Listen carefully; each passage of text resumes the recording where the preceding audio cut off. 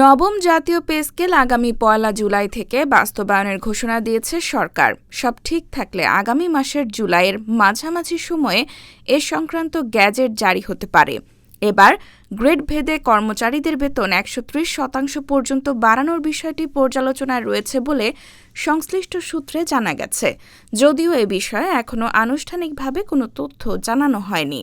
অর্থ মন্ত্রণালয়ের সংশ্লিষ্ট সূত্র জানিয়েছে, শুরুতে ৩ ধাপে পে স্কেল বাস্তবায়নের পরিকল্পনার কথা জানানো হলেও এবার সে অবস্থান থেকে সরে এসেছে পে স্কেলের সুপারিশ পর্যালোচনায় গঠিত সচিব কমিটি।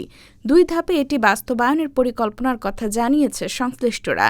প্রথম পর্যায়ে এর জন্য ৪৪,০০০ কোটি টাকা খরচ হতে পারে। জানা গেছে, নতুন পে স্কেল বাস্তবায়নে নীতি নির্ধারক পর্যায়ে একাধিক প্রস্তাব নিয়ে আলোচনা হয়েছে।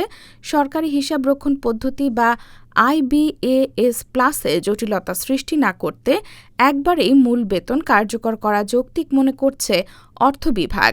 সে কারণে সামগ্রিক প্রক্রিয়াটি ২ ধাপে সম্পন্ন করতে চায় কমিটি। সংশ্লিষ্টরা জানিয়েছেন, বর্তমানে ২০টি গ্রেডে বেতন পান সরকারি চাকরিজীবীরা।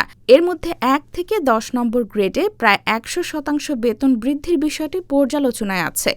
আর নিম্ন আয়ের ১১ থেকে ২০ নম্বর গ্রেডের কর্মচারীদের ১৩০% পর্যন্ত মূল বেতন বৃদ্ধির বিষয়টিও সংশ্লিষ্টরা বিবেচনা করছেন।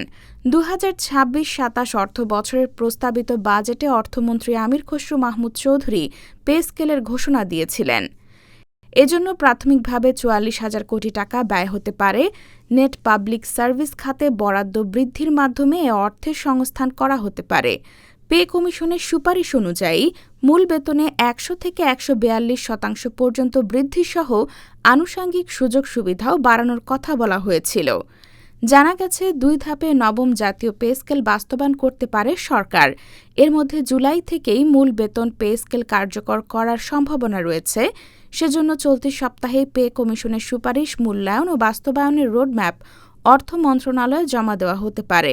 মন্ত্রিপরিষদ সচিব নাসিমুল গনির নেতৃত্বাধীন কমিটি এটি জমা দেবে। বেসামরিক প্রশাসন, বিচার বিভাগ ও সশস্ত্র বাহিনী নিয়ে গঠিত ৩টি পৃথক পে কমিশনের প্রতিবেদন পর্যালোচনা শেষে কমিটি তাদের সুপারিশ চূড়ান্ত করেছে বলে জানা গেছে। প্রধানমন্ত্রীর অনুমোদনের পর জুলাইয়ের মাঝামাঝি এ সংক্রান্ত গ্যাজেট প্রকাশ করতে পারে অর্থ মন্ত্রণালয়।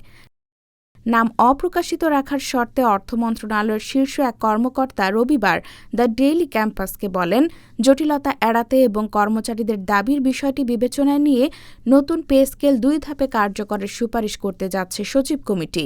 অর্থাৎ ২০২৬-২৭ অর্থবছর থেকে শতভাগ বেসিক বৃদ্ধি এবং ২০২৭-২৮ অর্থবছর থেকে ভাতা বৃদ্ধির সুপারিশ করবে সচিব কমিটি। শতভাগ বেসিক বৃদ্ধি করলে বিভিন্ন ভাতা কমানো হবে কিনা এমন প্রশ্নের জবাবে মন্ত্রণালয়ের এই কর্মকর্তা বলেন, কিছু ভাতা কমানো হতে পারে। শিগগিরই সচিব কমিটি তাদের চূড়ান্ত সুপারিশ জমা দেবে। তখন কোন কোন ভাতা কমানো হতে পারে সেটি পরিষ্কার হবে।